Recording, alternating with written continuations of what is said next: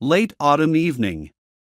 Kevin, shivering from the cold, huddled in a tiny room belonging to the cemetery caretaker. By fate, this ominous place became his workplace for the first time. All day he had been reassuring himself, what's the big deal? It's just a security guard job. And there's no one to watch over, the dead won't get up and run around like on a football field. The video camera was only installed to ward off the occasional homeless people who came here trying to scavenge something. It was an ordinary weekday. There were few visitors who wanted to pay respects to the deceased, and nothing disturbed the cemetery's tranquility. Well, the day is over. It will get dark soon, and I'll turn on some comedy on my phone so that I won't be scared, Kevin planned. But no matter how much he tried to convince himself, as the evening approached, the feeling of anxiety and fear grew stronger. And when it began to darken, everything inside Kevin began to tremble, and his heart fluttered like a bird trapped in a cage. When it got even darker, he already had shaky hands from some oppressive premonition. His intuition didn't deceive him. Suddenly, he noticed the silhouette of a man who leaned over a grave, holding a bouquet of roses. It was already difficult to see, only the dim light of the lantern illuminated the gloomy scene. But Kevin saw that this visitor was definitely not a homeless person, his clothes were not poor, and he himself was probably not a timid person since he came to the cemetery at such a late hour. And what brought him here so late, the man wondered, why did it turn out that way? After standing at the grave for a little while, the man shifted from foot to foot, touched the time-worn photo with his hand, and was about to go back when suddenly a white figure leapt out from behind him. Another white figure flitted by the grave where he stood, then another and another. The silhouettes in white hid behind the gravestones and jumped out from behind them. The man, who had not had time to step away from the grave, clutched at his heart. Then two dull thuds were heard. This was the last thing Kevin saw and heard. A moment later, the figure in the death mask was next to his room, just a couple of centimeters away from him. "A!" screamed, or rather croaked, the watchman, seized with a fear that chilled his soul. Kevin burst out of his room and ran as fast as he could. He passed the cemetery gates and ran onto the road. He had forgotten his phone in the room, so he couldn't call for a taxi. He was so scared that he almost threw himself under the wheels of the first car he saw. "Are you crazy? Did you forget your eyes at home? You're insane!" shouted the driver, who had barely managed to brake in time. "Help me, please. I'm being chased. Take me to the city center," begged Kevin. "No way. I'm not getting involved in any crime. Get out of here," the driver replied. "No, it's not a crime. I'm being chased by my own fears. Please, I'll pay double the price," Kevin pleaded.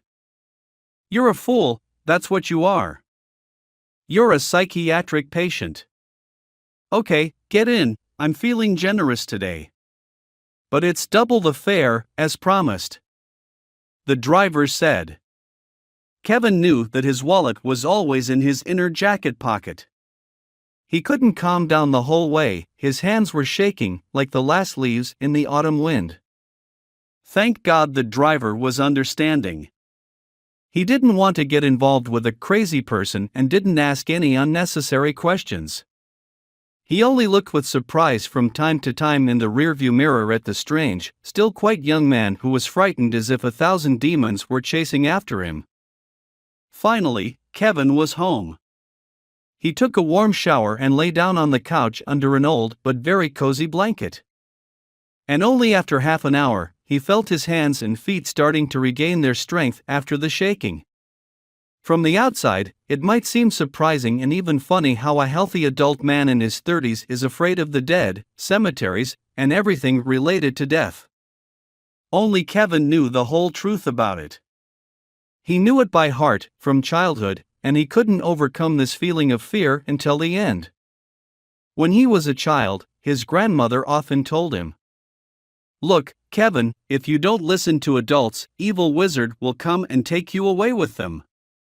Kevin vividly imagined this picture, so much so that it stuck in his head forever. And while other children just laughed at these fairy tale characters, Kevin, on the contrary, was afraid of evil wizard like fire. When his grandmother passed away quietly in her sleep, Kevin was 8 years old.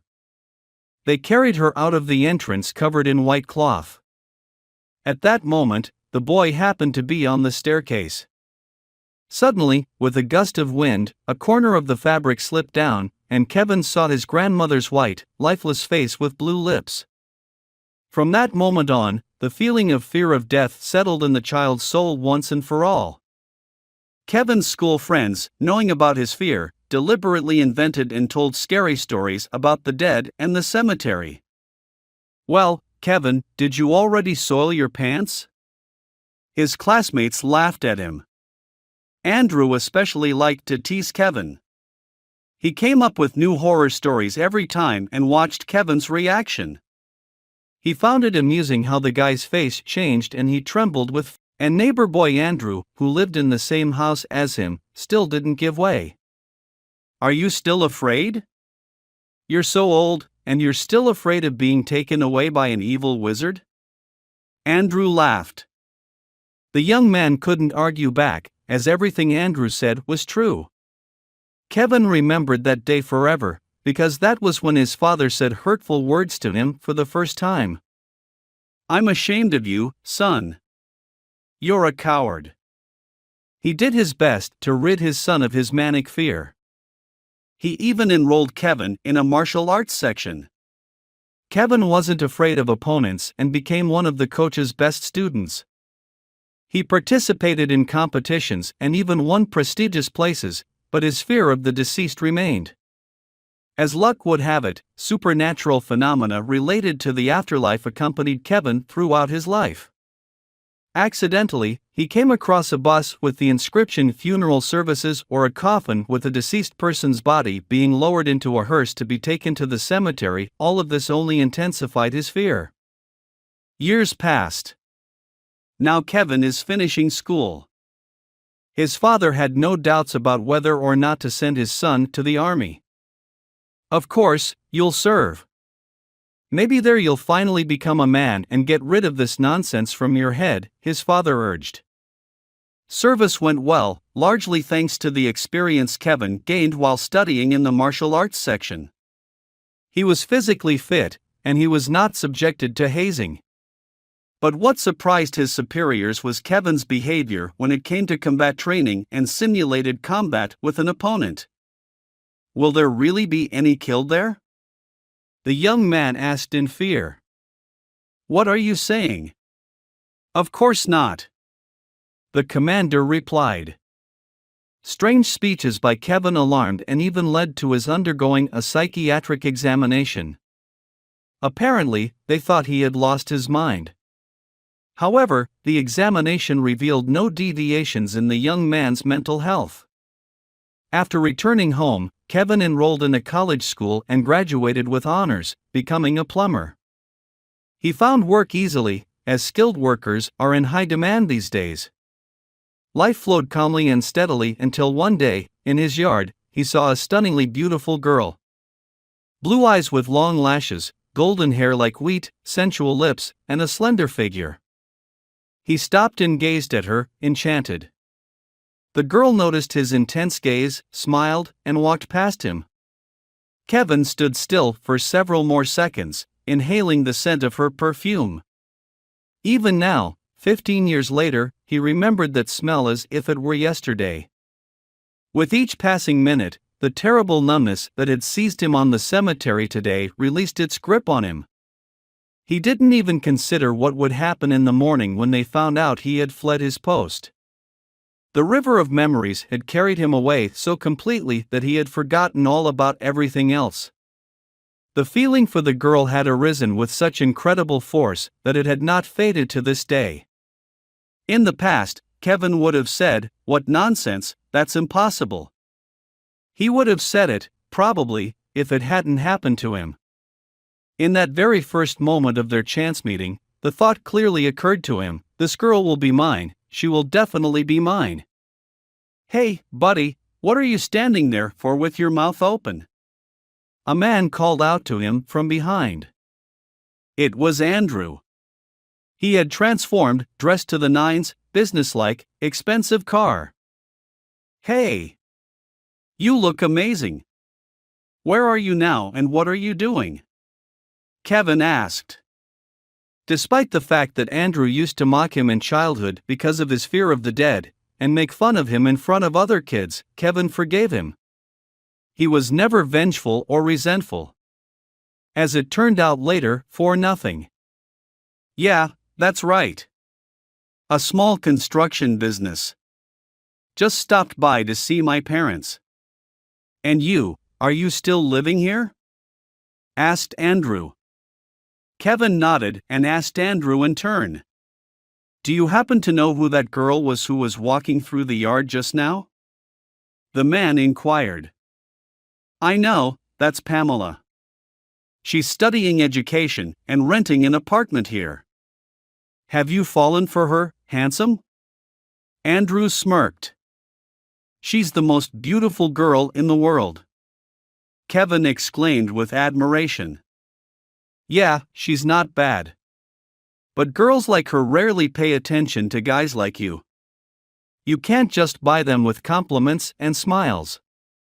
They like money, and preferably a lot of it. Andrew tried to cool Kevin's enthusiasm. How do you know? I'll win her over, I promise, Kevin said confidently. Well. Go for it, Romeo. Andrew replied with a smirk.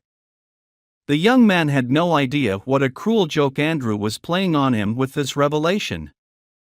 Kevin was not himself the whole evening. He kept thinking about this girl Pamela and decided that when he saw her next time, he would not let her pass by.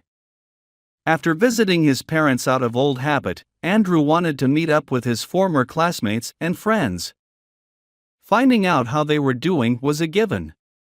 But the main thing was to show off in front of them, to show how successful he had become. Taking 2 bottles of expensive vodka, Andrew went to the usual meeting place with his school friends in the evening. Kevin was not among them. He never belonged to that crowd. Because of his childhood fears, everyone thought he was a little weird. Well, my friends, shall we drink to our reunion? Andrew suggested. There were not many snacks, so everyone got drunk quickly.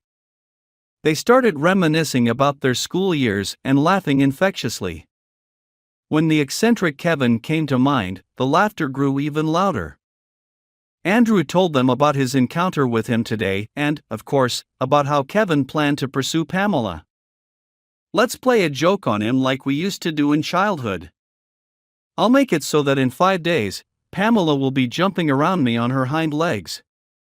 With my money and prospects, it's very easy to do.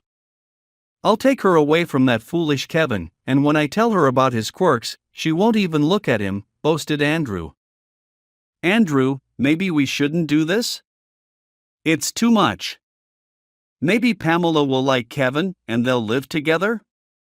And you don't even love her, why do you need her? Said one of the friends.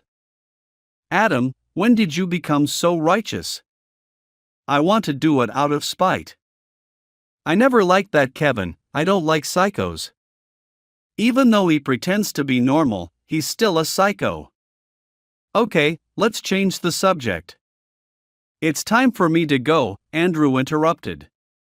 Both Andrew and Kevin kept their promise, they both won over Pamela's affection. And she, of course, did not expect such a double onslaught and doubted her choice. She liked Kevin's sincerity and tenderness. His eyes, filled with admiration and love, were undoubtedly charming. And he knew how to make pleasant romantic surprises, decorate the entrance with rose petals, sing a song under the window. This is not a complete list of wonders that Kevin could amaze with. Andrew, on the other hand, looked good. Of course, he was more attractive than Kevin in appearance. A serious, ambitious young man. In his early 20s, he was an established businessman. He had his own business that brought in a good income, with the prospect of expanding it. Andrew was not floating in the clouds like Kevin, and was a pragmatic hard worker. He was as safe as a stone wall. At least, that's how Pamela felt. Nevertheless, she was more drawn to Andrew, a handsome and established person. Andrew was right when he said that women prefer men like him, especially not needing things under the moon. But Kevin didn't give up. He felt like he was just a few steps away from winning Pamela's heart. The girl was pondering who to choose, Andrew or Kevin. Everything was decided quickly in just one day. Andrew realized that Pamela had doubts and decided to take a risk. He told the girl about Kevin's flaw, his manic fear of the dead and cemeteries since childhood.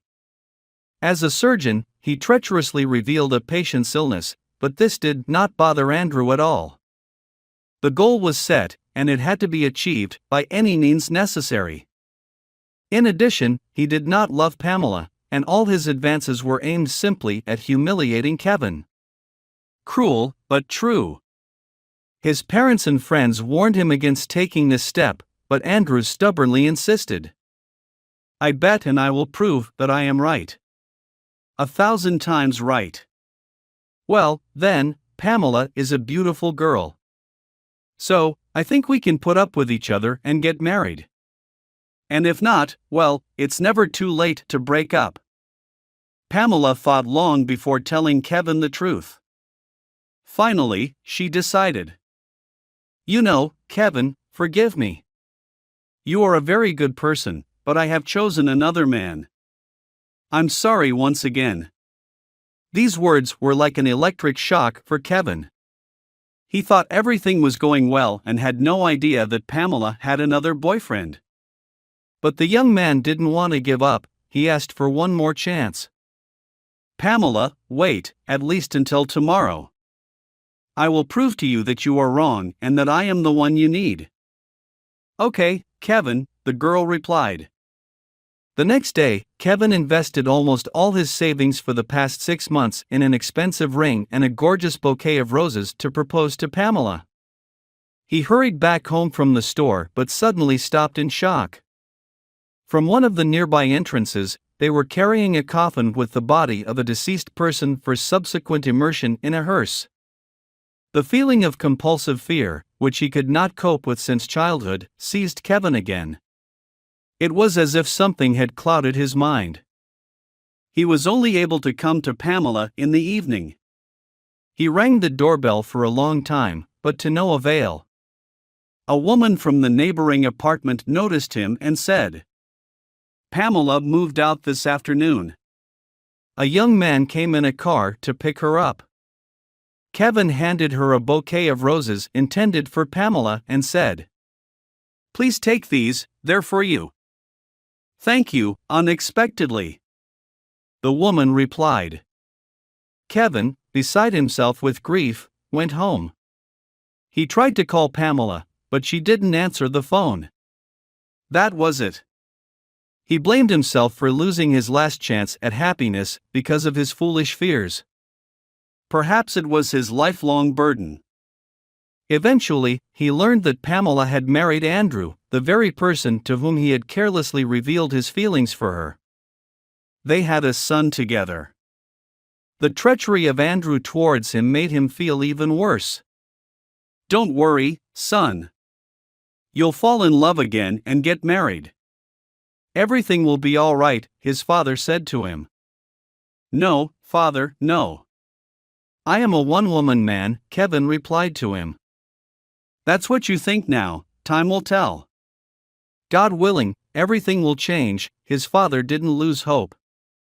30 years went by. Kevin's life was uneventful, monotonous.